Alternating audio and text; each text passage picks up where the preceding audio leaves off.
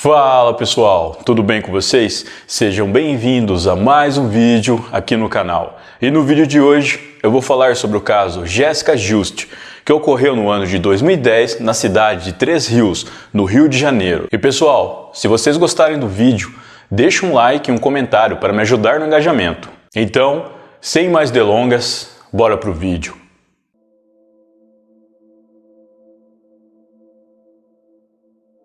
Jéssica Philippe Juste era uma jovem de 21 anos, filha única. Ela nasceu e foi criada na cidade de Piracicaba, no estado de São Paulo, mas cursava seu primeiro semestre do curso de Direito na Universidade Federal do Rio de Janeiro, a UFRJ, no campus de Três Rios, uma cidade com pouco mais de 80 mil habitantes, a 125 quilômetros da capital do estado do Rio de Janeiro. Em outubro de 2010, Jéssica foi passar um feriado prolongado na casa da família, em Piracicaba. Após alguns dias de folga dos estudos, ela retornou para a cidade de Três Rios no dia 18 de outubro. Enquanto caminhava em direção ao seu apartamento, depois de ter passado 2 quadras da rodoviária, Jéssica foi sequestrada e morta. O seu corpo foi encontrado no início da manhã em uma estrada vicinal que liga os bairros Buris e Vila Isabel, a mais de 5 quilômetros do local onde ela foi vista pela última vez. Segundo Simone Monteiro, mãe da jovem, o crime aconteceu logo após o desembarque. Ela contou que o ônibus saiu da rodoviária do Tietê, em São Paulo, e chegou em Três Rios por volta das 5h30 da manhã. Em entrevista, Simone relembra os últimos momentos com a filha, dizendo: "Nós nos despedimos. A única coisa diferente que ela fez foi abraçar e beijar todo mundo, coisa que ela não fazia. Ela abraçava minha mãe, entrava no ônibus e dava tchau." O momento em que Jéssica chegou à estação de ônibus em Três Rios foi registrado por algumas câmeras de segurança. Algumas das imagens gravadas mostram a jovem descendo do ônibus e olhando para trás. Para Simone, tal comportamento demonstrava que a jovem podia já estar sendo perseguida desde aquele momento. Uma outra gravação, filmada a partir da garagem dos ônibus, mostra um carro escuro passando pelo local. A partir das investigações, foi possível perceber que Jéssica fez um trajeto diferente do que é habitual para chegar ao seu apartamento. Este poderia ser mais um indício de uma possível perseguição. Ainda segundo a mãe da jovem, Jéssica costumava ir pela avenida, porque é um lugar mais movimentado e iluminado. Só que naquele dia, ela decidiu ir pela rua de trás, que também dava acesso ao seu apartamento. Segundo a polícia, a jovem carregava uma bolsa e uma mala de rodinhas ao sair da estação. Ela chegou a ser vista caminhando por um distribuidor de jornal. O rapaz, em depoimento posterior, disse que inclusive pensou em oferecer ajuda com a mala, mas desistiu e seguiu seu caminho. Sobre isso, Ângelo Juste, pai de Jéssica, disse: "No começo da rua tinha um distribuidor de jornal e o menino viu a hora que ela estava passando com a bolsa. Ele falou para o investigador que até pensou em ajudar, mas pegou o jornal e entrou. Acho que ele ficou 2 minutos dentro do estabelecimento e ela já tinha sumido." As investigações mostraram que cerca de R$100 e o smartphone que pertencia a Jéssica foram levados. A bolsa da jovem foi encontrada posteriormente por moradores de rua e entregue à polícia. A causa da morte apontada foi a de traumatismo craniano, ocasionado por pelo menos uma pancada. Além dos ferimentos na cabeça, haviam também ferimentos no rosto da jovem. A perícia também procurou por sinais de abuso, mas não encontrou nenhum. Segundo a delegada responsável pelo caso, a jovem teria lutado por sua vida. A evidência disto seria a presença de terra na calça em que ela usava, que indicava uma possível resistência da vítima no momento em que foi atacada. Ângelo, no entanto, discorda dessa teoria policial e diz: "A delegada falou, seu Ângelo, eu estive lá. Ela lutou, ela brigou no lugar porque ela estava com o cós da calça cheio de terra." No entanto, seu Ângelo acredita que isso não é um sinal de luta. É um sinal de que a filha dele foi arrastada.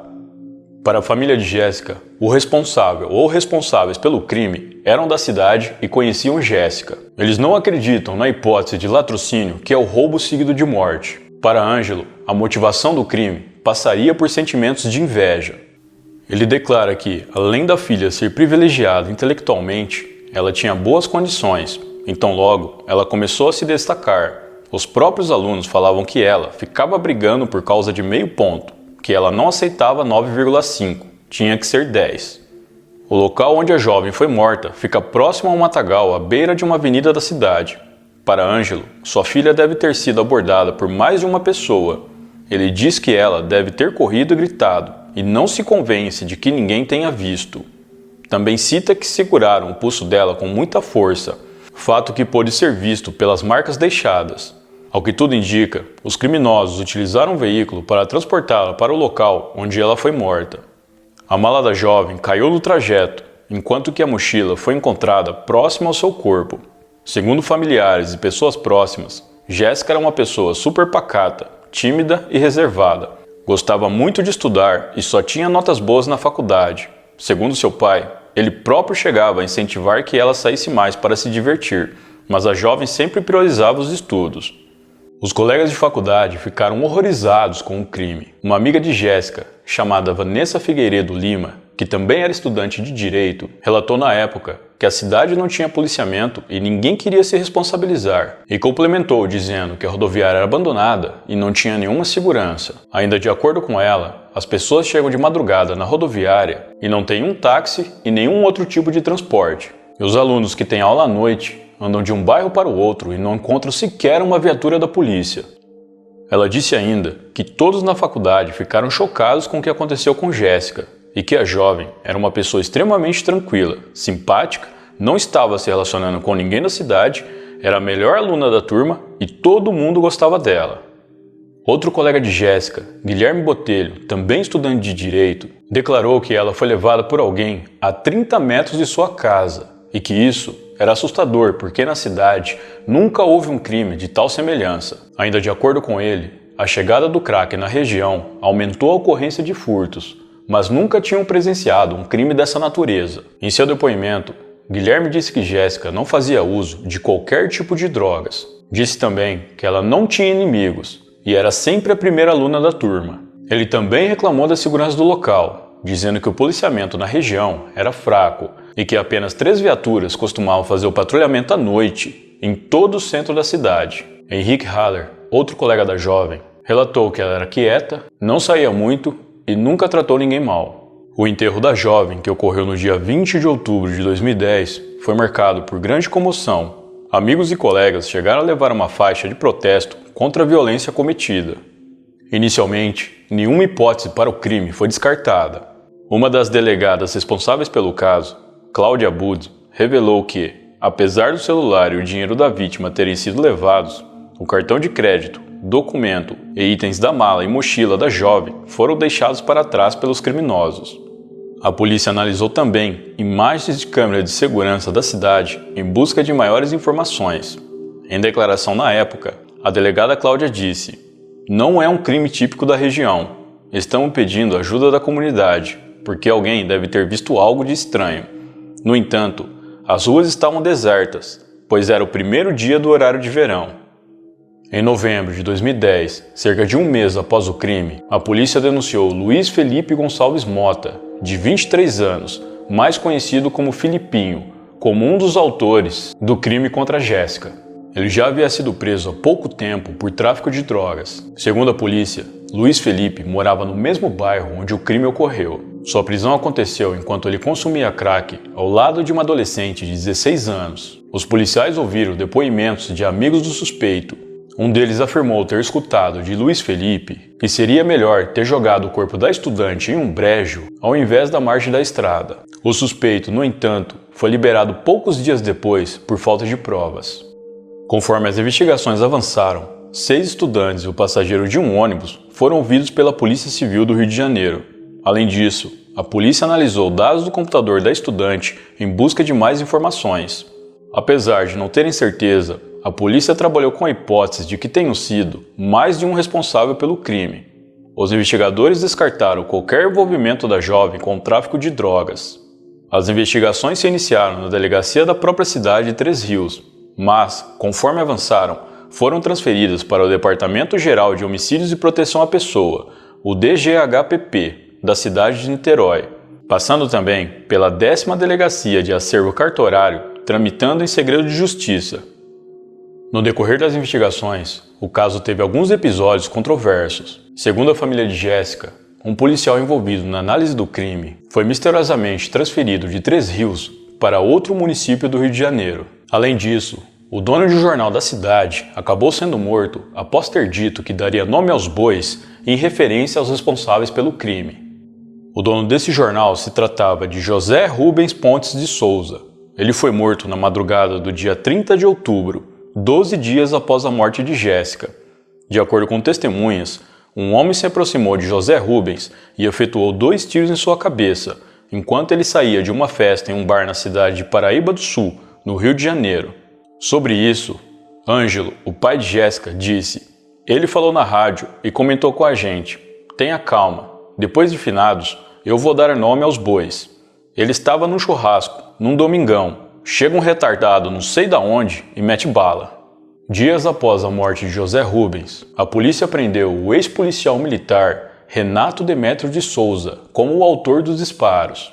Ele foi reconhecido por testemunhas que estavam no local no momento do crime. A morte de José Rubens levantou a teoria de que talvez isso fosse queima de arquivo, já que ele disse que daria nome aos bois e acabou sendo morto poucos dias depois. Algumas pessoas acreditam que os responsáveis pela morte de Jéssica podem ser filhos de gente importante e que por isso é feito de tudo para que as investigações não avancem. No entanto, no que diz respeito à morte de José Rubens, a polícia afirma que o motivo seria um desentendimento por causa de máquinas de caça-níquel. De acordo com a polícia, o ex-PM alugava essas máquinas para donos de bares da região e dividia os lucros com os comerciantes. A vítima, José Rubens, teria se recusado a se associar a ele nesse esquema e acabou sendo morto pelo mesmo. Anos depois da morte da filha, Ângelo diz que, mesmo com a passagem do tempo, a dor continua forte. Ele declara: "Não voltei a viver e não sei se voltarei a viver da forma como eu era antes, porque aqui a gente é sobrevivente de uma guerra e da crueldade humana." Ângelo diz também não ter mais esperança de ver os responsáveis pela morte da filha na cadeia e que aguarda agora por uma justiça divina. Sobre isso ele diz: "Eu não acredito que os culpados serão presos, mas o que eu falaria para eles é o seguinte: quando eles começarem a sofrer e nada que eles fizerem corrigir, reverter a situação, que eles procurem nesse momento tentar convencer Deus a não dar aquilo que já está guardado para eles." Já para Simone, mãe de Jéssica, o ideal seria que a justiça acontecesse diante dos seus olhos. Ela diz: "Eu sou um pouco mais pé no chão, acredito em Deus, mas eu prefiro que a justiça seja feita aqui para eu ver, mas eu duvido que isso venha acontecer. Nesse país, você faz as coisas e não é preso. O pessoal mata, a polícia prende, a justiça solta." Jéssica queria voltar para sua cidade natal. O pai da jovem disse que ela estudava direito em Três Rios, no Rio de Janeiro, desde março de 2010, mas ela havia comentado com a avó que queria voltar para Piracicaba. Os familiares não sabem dizer o porquê, já que ela gostava muito de estudar e dizia que queria dar orgulho a eles. Ainda de acordo com o pai da jovem, ela havia sofrido ao sair de Piracicaba. Ela precisou mudar totalmente a vida dela, vencer a insegurança, não podia ser fraca. Ela encarou o desafio, mas ligava para a família umas 4 ou 5 vezes por dia.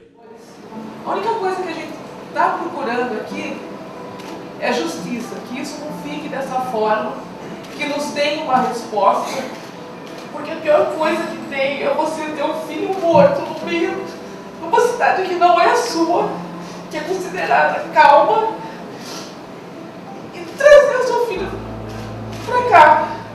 Então está todo mundo pedindo justiça. A gente só quer achar os culpados, mas que não coloque uma pessoa apenas para preencher um buraco. A gente quer saber os verdadeiros culpados, porque não pode ter sido uma pessoa só.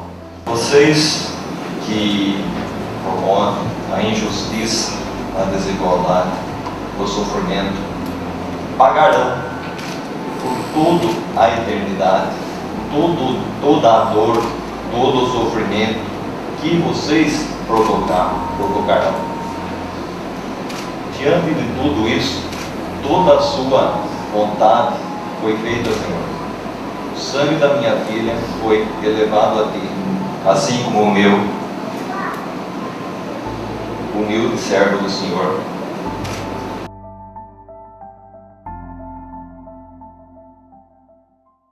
Bom, pessoal, então é isso. Muito obrigado por me assistir até o final. Eu vou ficando por aqui. Um grande abraço e até a próxima.